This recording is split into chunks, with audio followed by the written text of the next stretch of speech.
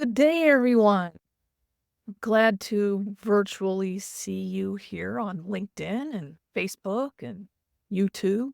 Today, I thought I would take the opportunity to share with you some information that I have about Google Business Profile, formerly known as Google My Business. That might be how you know it.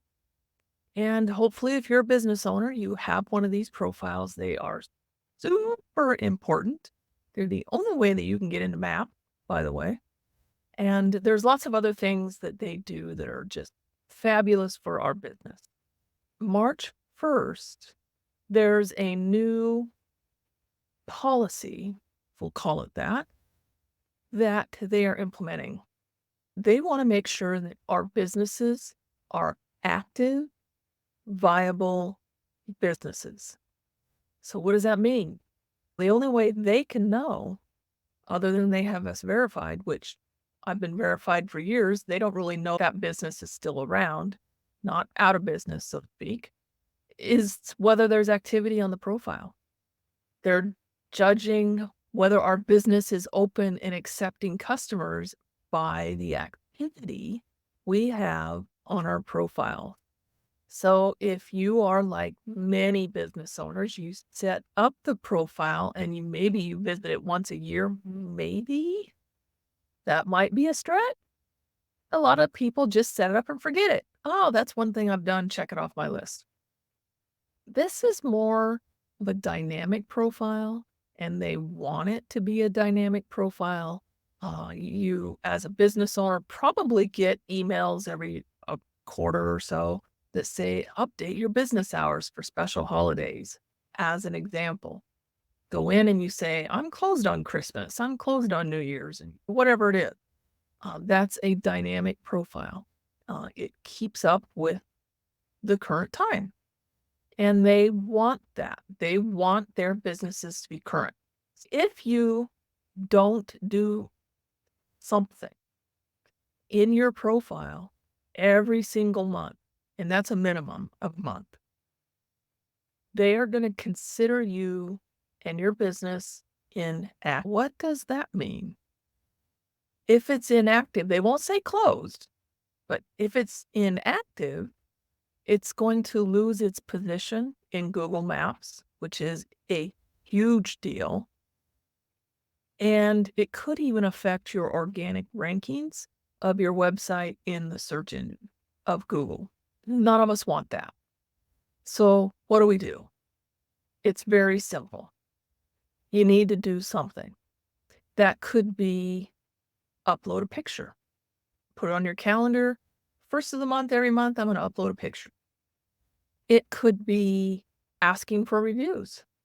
So do you have in your CRM, do you have a pre-built email message campaign of some sort? So when you finish work with a customer, you send them that campaign and they get the links to give you a review online. So a review would count. And by the way, a review is going to help you in way more ways than just this one. So that would be a good thing. Do you have a campaign going? If so, you might want to consider setting that up. And it's simple. You put in there where you want your reviews to go. I have 4 places in mind, and I put them in the order that I prefer. So Google is the first one.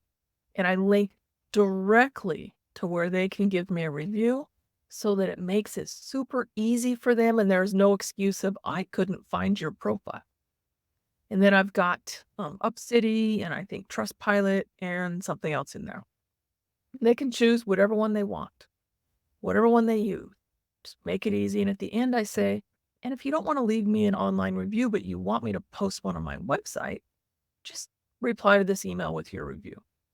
And then I even say, you don't really know what to say. So here's some thought tips. And I list like 5 things that they could mention in the review to make it easy for them to think, oh, what am I going to say?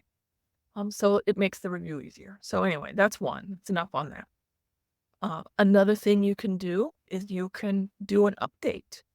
So did you know that Google allows you to post events if you are someone that has an event, and that's anything date-based? And they will leave it up until that date has passed, then they'll automatically take it down. If you have anything on sale, any promotions you're doing, you can post them in there. Or the just regular update for that, I repurpose my blog post. I'll take the first paragraph or so of my blog post, and then I'll say learn more, and they put a link, and you can link it directly to the post, which gets you an inbound link. Yay for you. And it's going to fulfill this requirement of I have to do something every month on my profile. Other things you could do, add a service, add your products if they're not already in there. Go ahead and add them. Do products one month and services the next month. If nothing else, this will help us get our profile built out so that they're a robust profile. So do something every month. And I want to share with you why, at least in my business, Google is such a big deal. So for those of you that don't know me, I build websites and I help people, help my clients keep their websites up in the Google search rankings. I also, along those lines, I test things on my own website, and if it works, I'll let my clients know. If it doesn't work, and then it goes in the garbage and you'll never hear about it. But if it doesn't work the way I know it didn't work, is my website tanks. And over the last, I don't know, 8, 10, 15 years that I've been doing this, that's happened probably 3 or 4 times. And I'm always able to undo what I did, get my rankings back, usually several months before that happens. So there's a time space in there where Dottie's website is usually on the first page, and now she's on second, third, fourth, fifth, under 10, gone, nowhere to be seen. My phone still rings because of my Google business listing, because I'm always consistently high in maps. And the maps listing and the organic listing, even though they're on the same page, they're not related. They're different databases, they're unrelated. So when I do something that Google doesn't like and my website tanks and I'm not on the first page, my Google map listing, which is my Google business profile, is still ranking number 1 in my local area for local area businesses, which means my phone is still ringing. So that is how important that is. When I do something on my site and it tanks, if that wasn't there, I wouldn't be found anywhere. And that would significantly impact my business. So I highly encourage you, if you have not created a Google business profile, to go ahead and do it. You can hide your address. So it just says your city and state. If you want to do that, it's called a service area business in Google. And somehow work it into your routine that you are going to do something to that profile every single month so that you are considered an active business. One other thing I wanted to mention, some of the things that are really super important online for getting found is consistency everywhere in your name, business name, address, phone number, all of that. I recently changed my business entity from an LLC to a sole corporation, and I went to an Inc. So I started in November to change all of that online. And then I got distracted with client stuff, whatever, holidays, whatever it was. And I didn't really finish the process. In January, Dottie's site tanked again. I am back to page 1, but at the bottom. So I'm still working. I'm still working on the process. So what did that was confusion with Google. Is she an LLC? Is she an incorporation?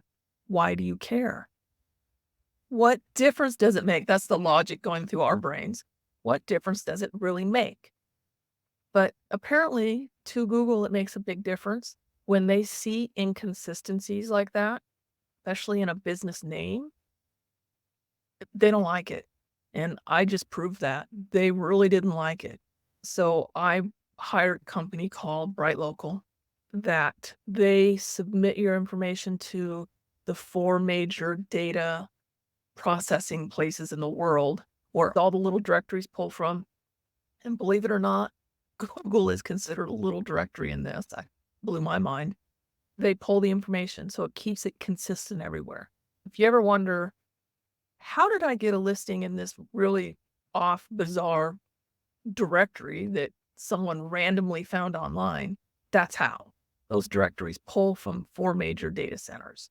So you want to make sure that your information, name, address, phone number, email address, all of that consistent, and all the way down to if your address is Avenue and some of them say Avenue spelled out and some of them have AVE period or just AVE no period. Those are 3 different instances of your address. Same with like southeast, northeast, spelled out NE or SE, capital, small, all of them are different. So you want to make sure all of that's consistent. The only way to do that is to use one of these services online that submit your information. You type in the information, make sure there's no typos, and it submits it to the 4 databases. And then throughout the year, it takes a whole year. Sorry to say that. The little ones pull the information down. Google is very consistent or very quick. I had a they would not accept my name change of LLC to Inc. I submitted it 3 different times, and they denied it every time. Through Bright Local, they went in through the back end. So this program talked to this program and said, "Hey, make this change." Okay. They made the change, and now it's fixed. So, sneaky trick, whatever, call it whatever you want. It's super important that you have that. So that's all I wanted to say today. Laura will be back next week with me, and we'll be talking about something else more LinkedIn related because she is the LinkedIn queen. And we will get back on topic. But this, because it's March 1st, I really wanted to bring it to your attention. And everybody, have an awesome day. Bye bye.